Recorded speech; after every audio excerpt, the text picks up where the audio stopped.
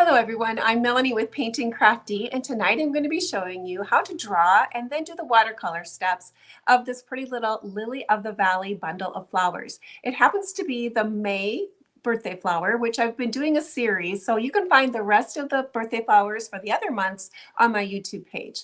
Well, let's go ahead and start with the drawing process. For those who might want a little extra help drawing, you can always pop over to my Ko-fi page.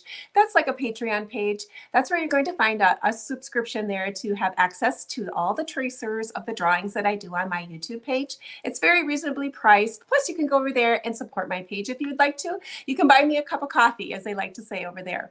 Well, let's go ahead and start with the drawings part. So I'm going to switch my screen to, there we go. So now we're going to be able to see a little bit better. So we're going to break down the shapes into some easy drawing shapes. We're going to start with our leaves in the background and our flowers. So you can tell it's in the shape of a V. This makes kind of a nice little composition to be able to put on a card, or if you'd like to have a little frame, put it in a frame and hang it up. It would be a very sweet to have that little frame up. Kind of reminds me of a heart in some ways. Let's go ahead and take a look at the shapes we've got here. Now our leaves for the Lily of the Valleys are pretty wide leaves and they come to a point. So when we start our leaf, we're going to be doing up, we're going to go wide, we're going to put a little curve in it. Oh, there, my pencil's breaking already. We're going to do a little curve. And then we're going to come back down this direction. So they're wider in the middle and then points on each end. And then I'm going to come up this direction and go the opposite way and come back. Now this one's a little narrower. I'm thinking I'm going to add it to be a little wider. I want them to be wider. I can add a little bit of a twist to the leaves if I draw them wider. Okay, and Lily of the Valley are kind of a short flower, so they're not super tall. So they're a nice little short flower. They're so pretty. My grandmother used to have those growing by the side of her house. So I always think of my grandmother when I see Lily of the Valleys. So they're a little short like this. Now, if you want to add a twist to your leaf, come to a point here, you would add a little area that comes in like this. So now all of a sudden this becomes the twist of your leaf. This little area right here. Now I can add a twist onto this one too. I'm going to start at my point, come in, then go back and meet up my leaf. So now I have a twist coming this way and a twist coming there. That just adds a little bit of interest to your drawing and makes that leaf interesting to look at.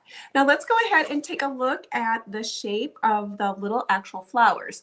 They are on a stem and they have little tiny balls at the end. Those are the ones that haven't opened up, the little seeds maybe. I'm not for sure. They're little buds that are at the top.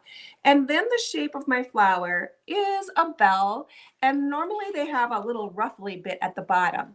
Now I'm not going to do them so detailed, but I'm just going to pop in a few. So I'm going to have a stem that comes this direction and then one here, but it's going to V off is how I did that. So this is one, it's going to V off, and then this is a separate one here. It looks nice for composition wise is if you have some going different directions and a few that are different heights as well. So when I pop this in on this direction, I'm going to come here. Maybe you want to go past your leaf a little ways like I did on my original. I'm going to be coming up this way. This is what I made my tallest one, was here. And then I would be going the opposite direction like that. Is how I'm going to set them up. Now the tops are just very simply just little balls, and they're going to have a hook. They're going to have a hook because they're draping down. So you can add the ones that you would like to have on there easily enough. And then for the little flowers, you're going to create those same types of hooks. Normally when we would see the bell shapes, they would be smaller at the top and then get a little bigger as they're coming down. So this is just a simple little bell shape out like this on each edge. I did a little bit of a ruffly bits like that on each of my bell. And if you wanted to see a little bit underneath, you could add just the tiniest little line underneath there. Maybe I can hold that up just a tiny bit. A little bit of line right underneath there, and that's going to look like you're peeking up into your bell. So you could have it shaped like that. But all of your flowers are going to have these little hooks, and then the little bells as they come down, and the bells will get bigger as they travel down. Now I did add a little bit of lettering to my original one. I just did a simple little handwriting technique. I don't consider myself a a very accomplished letter writer or drawing person. So I just created it more of like a cursive writing here. And the trick that makes this look kind of better is if you want to do the faux calligraphy, whatever is going down, you would thicken those lines. So that's what I did here is I thickened the line that comes down. So this is going up, so it would be a single. And then this is down, there would be a little bit there. And that's how I did the lettering throughout my whole little group of it. So I just wrote the name Lily of the Valley and tucked it in there. Now I did want to add just kind of a little bit of old-fashioned look to it because I always think of Lily of the Valleys as being an old-fashioned flower. So I added these little scroll pieces on each side, in the middle, down at the bottom. I curled them in here and in here, and then just did a little bit there. I just did pen and ink work on those, not a whole lot of extra type of fussiness that happened on there. So if you'd like to do something like that, the way you do the scroll work is I doubled up on my lines as well. I just did a simple little scroll that came up and back like that. And then I chose where I was going to have my double line. So I came here, double it, came to a thin line, and then I went on my other side and rolled it around. So that just gave it a little bit of a scroll feeling. So you come on one side, then switch to the opposite side when you finish. And then when I did my pen work, I ended up adding a little extra detail just to give it that little bit of ink work inside of there. So it kind of gave it a little bit of an old-fashioned look. Now I already have mine drawn, all ready to go. So let's go ahead and start with the watercolor process. Again, if you're interested in catching the drawing part or the subscription, if you'd like to check it out, go on over to my ko-fi.com page, Painting Crafty, and you're going to be able to check that out and see what it's about. It's easy to join and very reasonably priced. So let's click out there. Let's go ahead and start. So I'm going to be using 3 shades of green for my leaves. With watercolor, you always start with the light and then work medium and dark. So you're painting the shadows of watercolor is what you're painting. So I'm going to start in the middle. I'm going to be using a watercolor brush today, the Velvet Touch Princeton, number 6, and probably popping all the way up to my 10 is what I'm going to be using. Now, if you're just new to watercolor and you don't have a watercolor brush, don't worry about that. You just use what you have and you're going to be just fine. Let's go ahead and make this really large so you can see just fine, and we're moving you over here. There we go. All right, let's go ahead and start. So I'm going to start light, and this is my lightest, brightest color. It's mixed to tea consistency, which means it has more water and less pigment. And I'm going to start here with this light green. It's okay to leave some of your white paper showing as your brightest lights because they are going to be your brightest lights is the white paper. So it's actually preferred. So if you can look at maybe where you would like to have your highlight or your light source coming, that is where you're going to leave some of your brightest whites of your paper. I'm going to choose a little bit out here on this edge to create a little bit of a highlight. So I'm going to not cover up all of my white on my paper there. And my paper's dry and I'm putting my wet paint on there. So this is wet paint on top of dry paper. Now this little area right here, that's going to be my stem. I'm going to leave that to fill in just a little bit later. Now I'm going to come over here and do the same thing. I'm working around my bells. I want those to be white so I can lay in some color on the top. I'm going to be layering in a little bit of pink and just a tiny bit of purple is what I'm going to be doing on there. Now I want to try to keep my green outside of those little white areas. Now if you had masking fluid, which I do not have and I've never used it, but you could use masking fluid to cover up the areas that you would want to keep white. So you could make all your bells in masking fluid on the top. And then you need to use like a rubber cement eraser works really great to pick up masking fluid.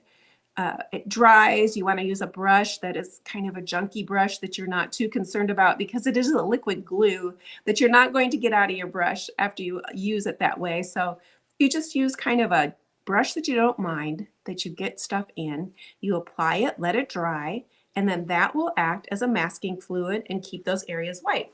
So I have my first layer on there. Now my papers are still kind of damp, so I'm going to go ahead and take my next color, my next shade of green, and I'm going to work up a little bit with that. So I know I want to put a darker shadow here. I want a difference, a contrast in between this area and the other one so you can see that that twist of my leaf is there. I'm going to be putting this color in. I want to make sure I'm not covering up everything I just put on. I want to see some of that first layer. That's the beauty of watercolor, is when you work it and you figure out how to keep your layers and see all of that beauty of the color's translucent nature. That's when watercolor becomes that really special look that we all like about watercolor.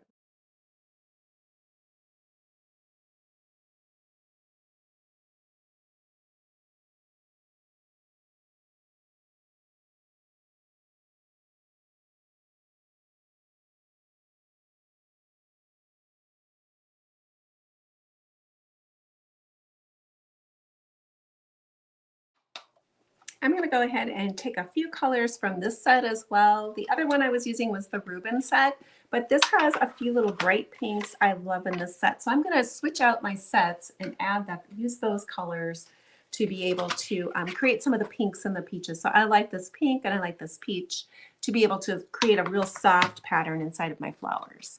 I'm just going to pick up a little bit of the peach. And when I do this, I want to tap on one side of my flower and I want to try to keep a really light white on the other. So I'm going to choose which side I want to cast my shadow on. I'm going to just choose my left side here. I'm going to tap in a little bit of the peach first, and I'm going to create this nice little blend of color. There's my little peach color. And then I'm going to be tapping in a little bit of pink, just to add a little bit of interest to these flowers.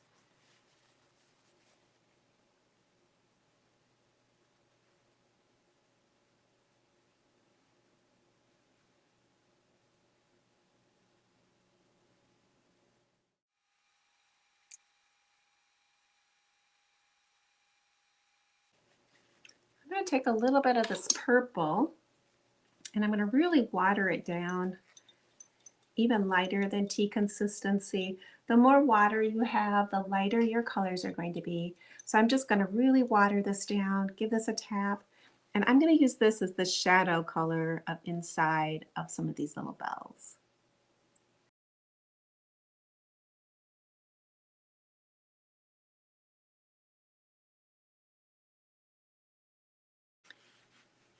I'm going to add a little bit of pen work on my drawing, so I'm going to be using my micron pens, the 01 and the 05, to be able to do my ink work on before I do the background. That's just how I do it, the order I do it. It just gives my chance for my paint to kind of dry before I add my background. That's how I like to do it, but you can do it however feels good to you. I'm going to be taking my 05 to do the lettering and the 01 to do the other parts around my picture.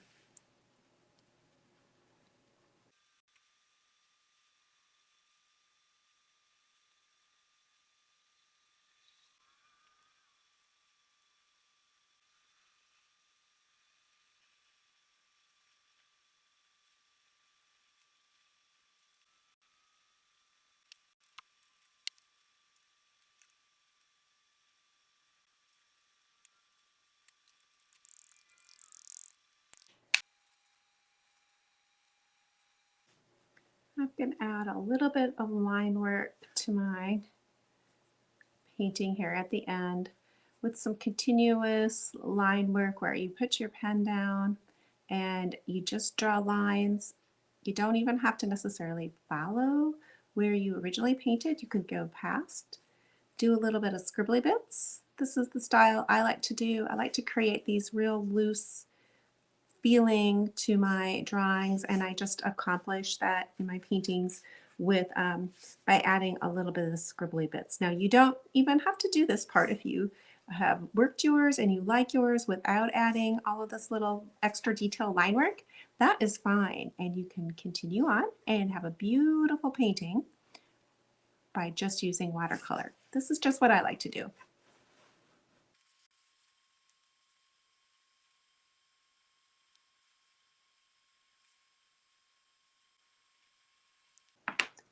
And here's a close-up view of some of the texture and the colorations on there. I think it turned out beautiful. I think it's great. And it's fun to see the difference in what they all look like. I do a multiple, I do quite a few when I'm doing them, since I'm practicing, and then I'm drawing them, so they're all turn out slightly different. And it's very interesting to see the difference in what they look like. So I encourage you to draw them more than once, play around with it, and figure out the shadowing and your lights and your brights and enjoy the process of drawing and painting. When you work it together, your skills for drawing improve and your skills for painting improve. Well, that is it for now. And if you are new to my page and you might find this informative or helpful in your drawing and painting skills, if you wouldn't mind subscribing, I'd so appreciate it. Hit the thumbs up. Click the bell if you would like to get notifications. You'll get a notification when I post something new. So thanks everyone for stopping on in and joining me, and hopefully you'll come back and join me again. Bye now.